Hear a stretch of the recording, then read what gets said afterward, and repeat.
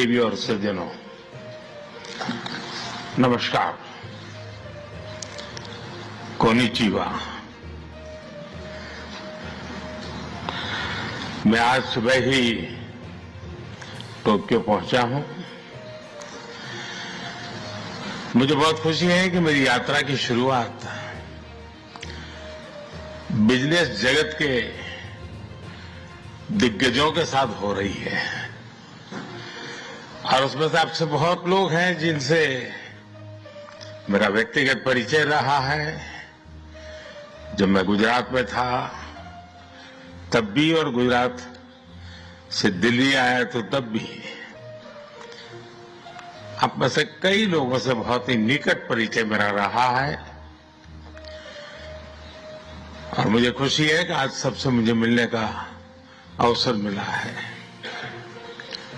मैं प्रधानमंत्री इशिबा का विशेष रूप से आभार व्यक्त करता हूं कि वे इस फोरम से जुड़े हैं। उनके बहुमूल्य वक्तव्य के लिए मैं उनका अभिनंदन करता हूं। साथियों, भारत की विकास यात्रा में जापान हमेशा एक अहम पार्टनर रहा है। मेट्रो से लेकर मैन्युफैक्चरिंग तक,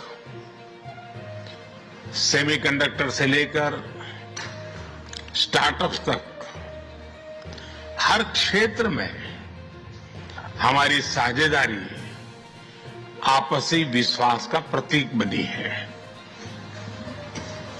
जापानी कंपनियों ने भारत में $40 बिलियन से ज्यादा का निवेश किया है। मात्र पिछले 2 वर्षों में $13 बिलियन का प्राइवेट इन्वेस्टमेंट हुआ है। JBIC कहता है कि भारत सबसे प्रॉमिसिंग डेस्टिनेशन है। जेट्रो बताता है कि 80% कंपनियां भारत में एक्सपांड करना चाहती हैं और 75% ऑलरेडी मुनाफे में है। यानी in India capital does not just grow, it multiplies। साथियों, पिछले 11 वर्षों में भारत के अभूतपूर्व ट्रांसफॉर्मेशन से आप सब भली भांति परिचित है। आज भारत में पॉलिटिकल स्टेबिलिटी है, इकोनॉमिक स्टेबिलिटी है, पॉलिसी में पारदर्शिता है, प्रेडिक्टेबिलिटी है। आज भारत विश्व की सबसे तेज ग्रो करने वाली मेजर इकोनॉमी है और बहुत जल्द विश्व की तीसरी सबसे बड़ी इकोनॉमी बनने जा रहा है। वैश्विक ग्रोथ में भारत 18% योगदान दे रहा है। भारत की कैपिटल मार्केट्स में अच्छे रिटर्न्स मिल रहे हैं। एक मजबूत बैंकिंग सेक्टर भी है। लो इन्फ्लेशन और लो इंटरेस्ट रेट्स, करीब $700 बिलियन के फॉरेक्स रिजर्व है। साथियों, इस बदलाव के पीछे हमारी रिफॉर्म, परफॉर्म और ट्रांसफॉर्म की अप्रोच है। 2017 में हमने वन नेशन वन टैक्स की शुरुआत की थी। अब इसमें नए और बड़े रिफॉर्म लाने पर काम चल रहा है।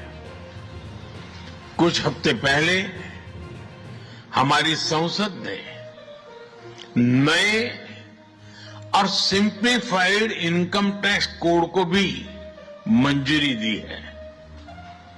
हमारे रिफॉर्म्स केवल टैक्स प्रणाली तक सीमित नहीं है।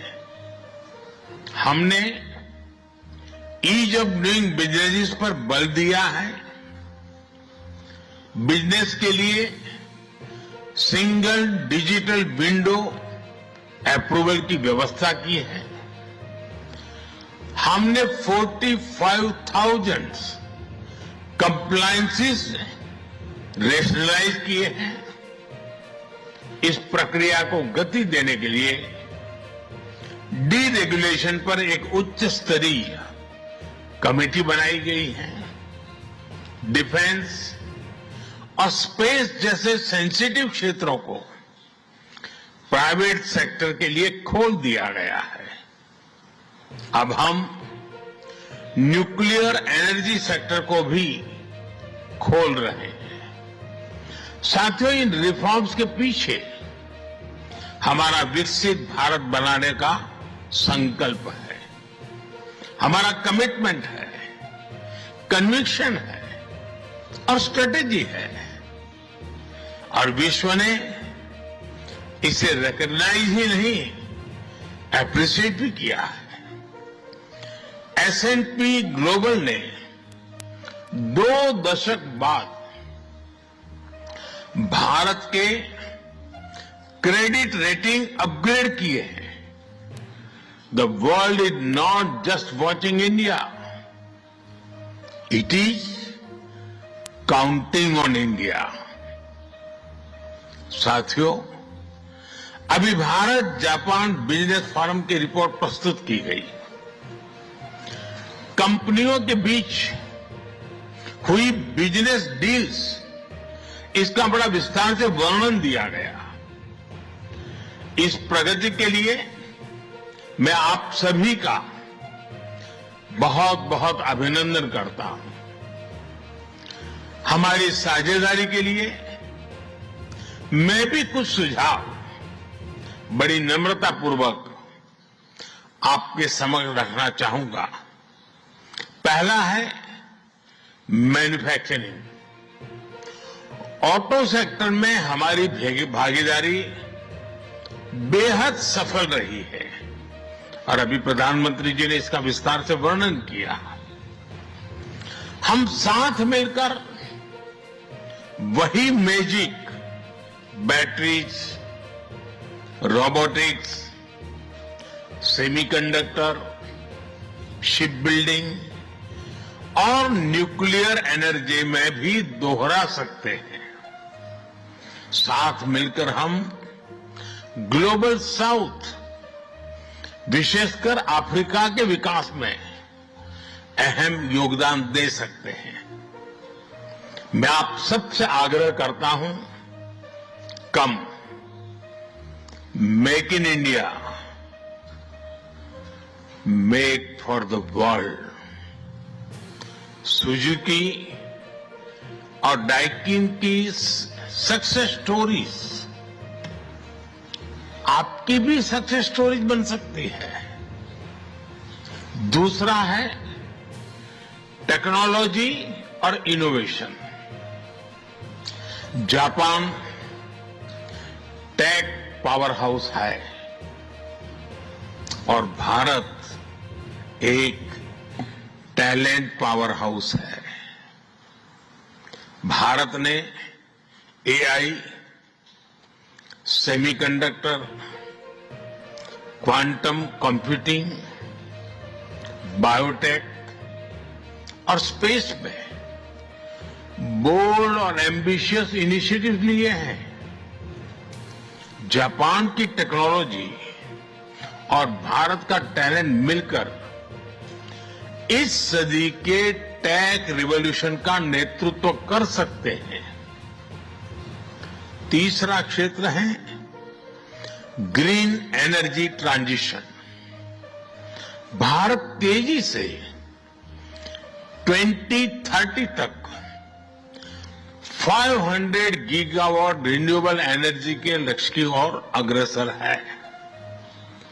हमने 2047 तक 100 गीगावाट न्यूक्लियर पावर का भी लक्ष्य रखा है। सोलर सेल्स हो या फिर ग्रीन हाइड्रोजन, साझेदारी की अपार संभावनाएं हैं। भारत और जापान के बीच जॉइंट क्रेडिट मैकेनिज्म पर समझौता हुआ है। इसका लाभ उठाकर क्लीन और ग्रीन फ्यूचर के निर्माण में सहयोग किया जा सकता है। चौथा है नेक्स्ट जेन इंफ्रास्ट्रक्चर। पिछले एक दशक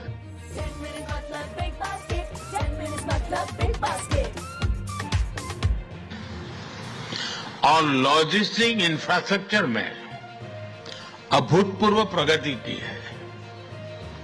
हमारे पोर्ट्स की क्षमता दोगुनी हो गई है।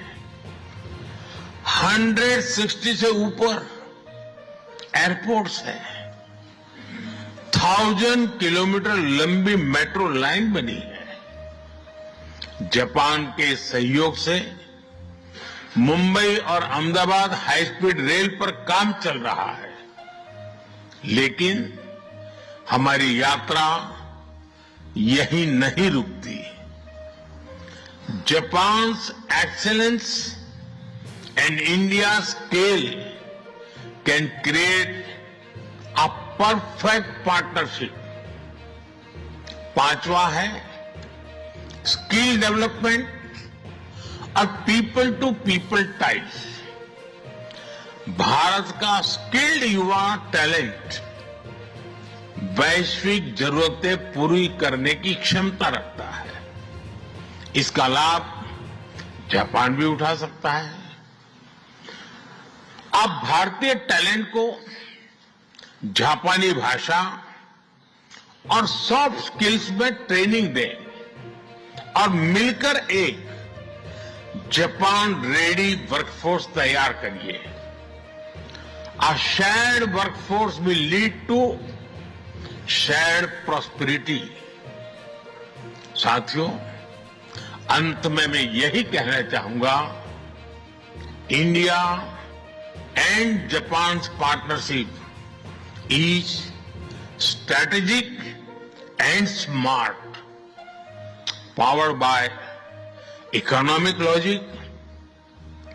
We have turn shared interest into shared prosperity. India is the springboard for Japanese businesses to the global south.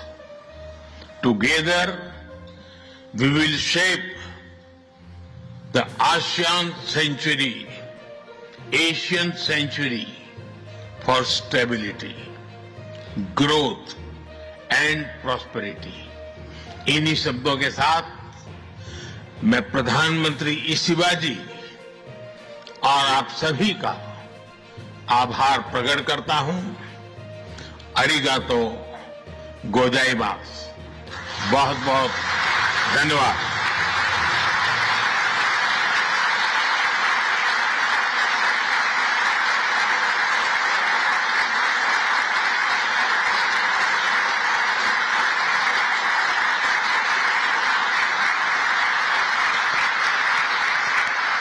モディ首相、ありがとうございました。